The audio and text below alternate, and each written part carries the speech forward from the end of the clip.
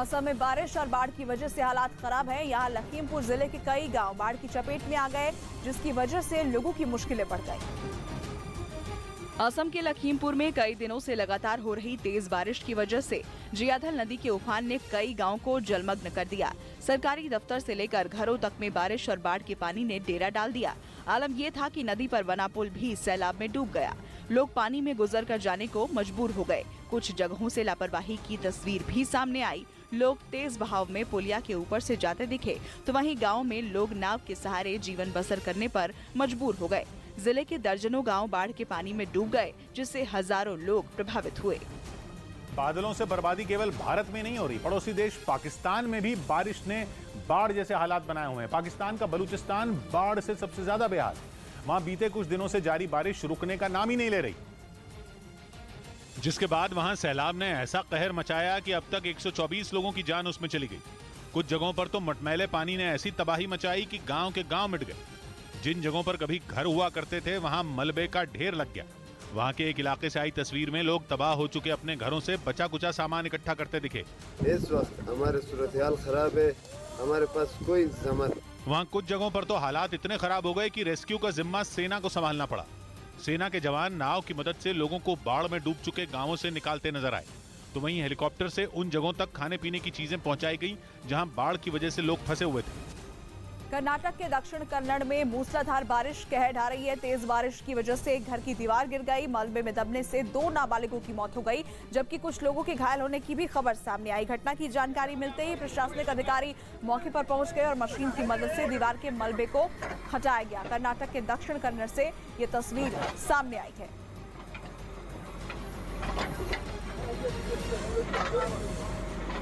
उधर अफगानिस्तान की सीमा के पास ईरान की सेना और तालिबानी लड़ाकों के बीच एक बार फिर जोरदार गोलाबारी हुई।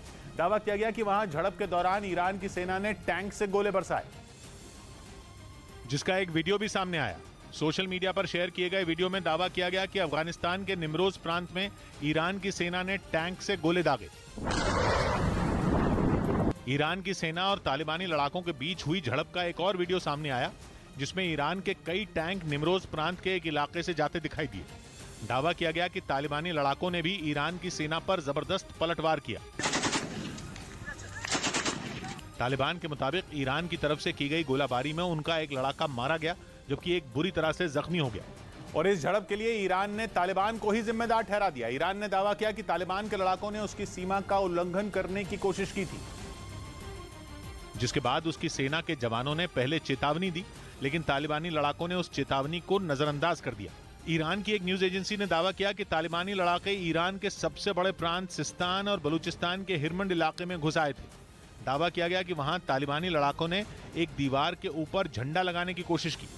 ईरान के मुताबिक उनकी सेना ने वो दीवार तस्करों को रोकने के लिए बनाई थी, लेकिन तालिबान ने उसे गलती से सीमा रेखा की दीवार समझ लिया।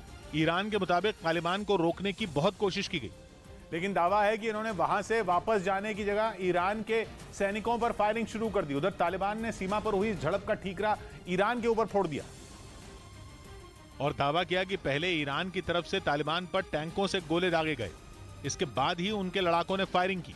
ईरान और अफगानिस्तान की सीमा पर झड़प की ये कोई पहली घटना नहीं है।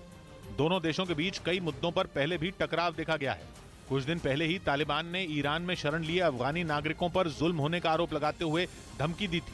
तालिबान ने चेतावनी दी थी कि अगर अफगान शरणार्थियों पर अत्याचार बंद नहीं हुए तो ईरान के लोगों को छोड़ा नहीं जाएगा।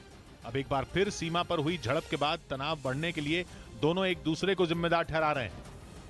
इस बीच न्यूज 18 इंडिया लेकर आया है टीवी इतिहास में पहली बार देश का मान बढ़ाने वालों का सम्मान। आजादी के 75 साल के जश्न पर सबसे बड़े मंच पर आएंगे देश के सबसे बड़े चेहरे, जिन्हें न्यूज 18 देने जा रहा है अमृत रत्न।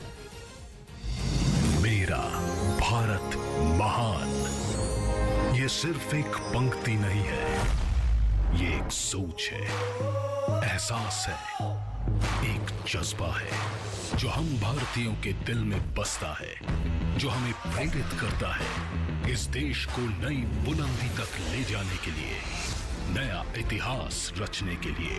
और आज वक्त है उन अनमोल रत्नों को सम्मानित करने का जिन्होंने अपनी अलग सोच से, निरंतर लगन से और अपने अद्भुत कार्य से देश के लिए नया और स्वर्णिम इतिहास लिख दिया है।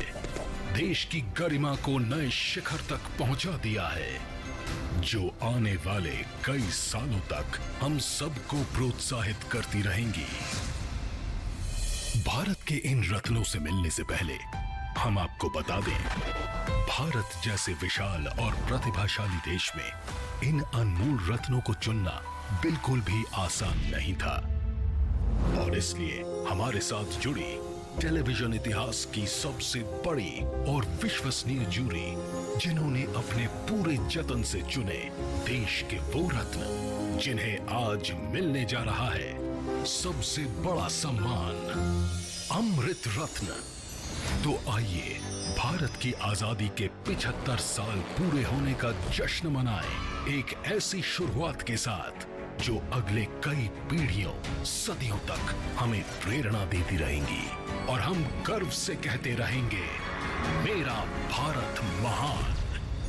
पेश है न्यूज़ 18 इंडिया की एक सुनहरी पहल, अमृत रत्न।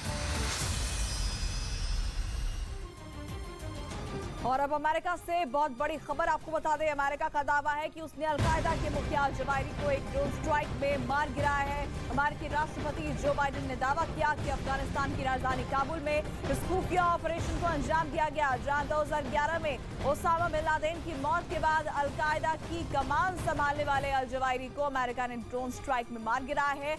जिसके बाद अमेरिकी राष्ट्रपति जो बाइडेन ने कहा कि अब जाकर बदला पूरा हुआ है, अब जाकर 9/11 हमले का जो न्याय था वो लोगों को मिला है, जो उसमें शहीद हुए थे, जो लोग उसमें मारे गए थे, उनको अब जाकर न्याय मिला है। अमेरिकी राष्ट्रपति जो बाइडेन ने इस बात की पुष्टि की है कि अलकायदा के सरगना अल-जवाहिरी को मार गिराया गया है। CIA ने बेहद ही खुफिया तरीके से इस ऑपरेशन को अंजाम दिया। Today, at my direction, the United States successfully concluded an airstrike in Kabul, Afghanistan, that killed the emir of Al-Qaeda, Ayman al-Zawahiri. You know, Zawahiri was bin Laden's leader.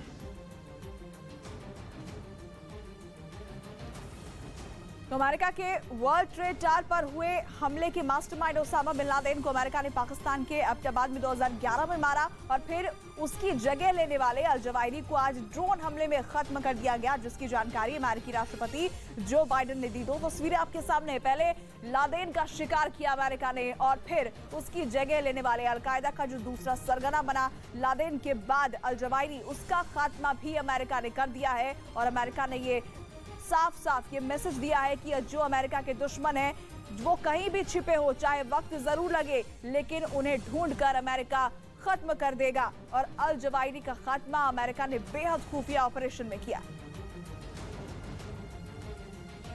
America ने 9/11 हमले का बदला पूरा करने का दावा किया है। अमेरिकी राष्ट्रपति ने दावा किया है कि खुफिया ऑपरेशन के दौरान अल-जवाहिरी को मार गिराया गया। बताया गया कि अल-जवाहिरी काबुल के शेरपुर इलाके के एक मकान में छिपा हुआ था, जिसकी जानकारी मिलने के बाद अमेरिकी एजेंसी CIA ने करीब 4 दिन तक उसकी रेकी की और फिर ड्रोन की मदद से इस मकान पर हमला कर दिया गया।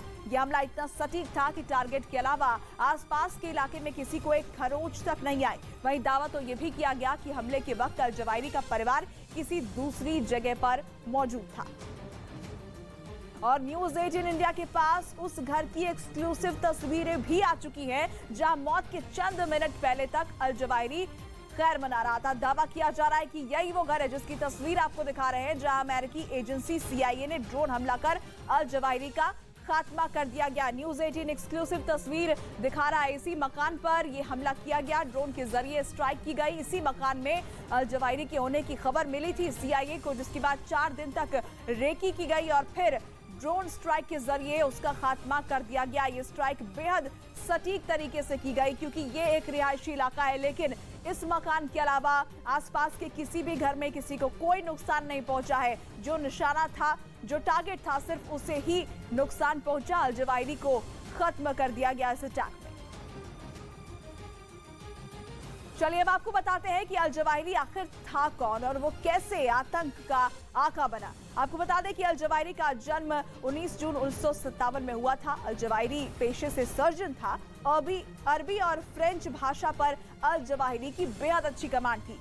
जवाहिरी ने इजिप्टियन इस्लामिक जिहाद संगठन यानी EIJ बनाया। संगठन के जरिए मिस्र में इस्लामिक हुकूमत अल जवाहिरी कायम करना चाहता था। अल जवाहिरी ने साल 2001 में EIJ का अल कायदा में विलय कर दिया था।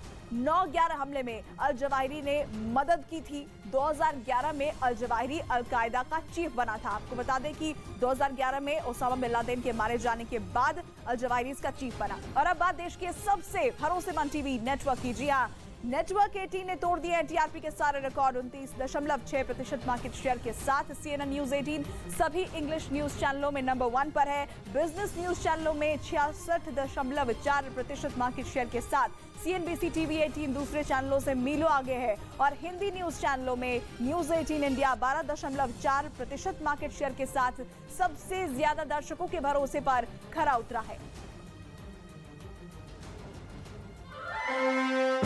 सुप्रीम कोर्ट के पूर्व मुख्य न्यायाधीश रंजन गोगोई, करगिल युद्ध में भारत को विजयी बनाने वाले जनरल VP मलिक, भारत में पुलिस सुधार के नायक प्रकाश सिंह, पद्म विभूषण और राज्यसभा सांसद सोनल मानसिंह और देश को ओलंपिक स्वर्ण पदक जिताने वाले अभिनव बिंद्रा।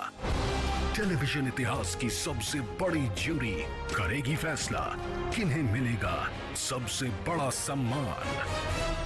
अमृत रत्न आजादी के 75 साल का जश्न आज दिन भर न्यूज 18 इंडिया पर। आज तक और इंडिया टीवी को पछाड़ न्यूज 18 इंडिया बना भारत का नंबर 1 न्यूज चैनल। देखते रहिए न्यूज 18 इंडिया।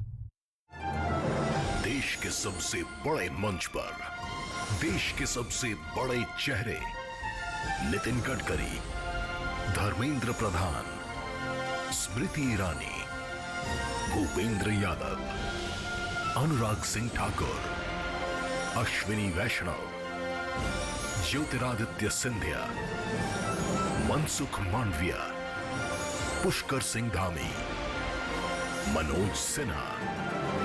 अमृत रत्न आजादी के 75 साल का जश्न आज दिन भर न्यूज 18 इंडिया पर।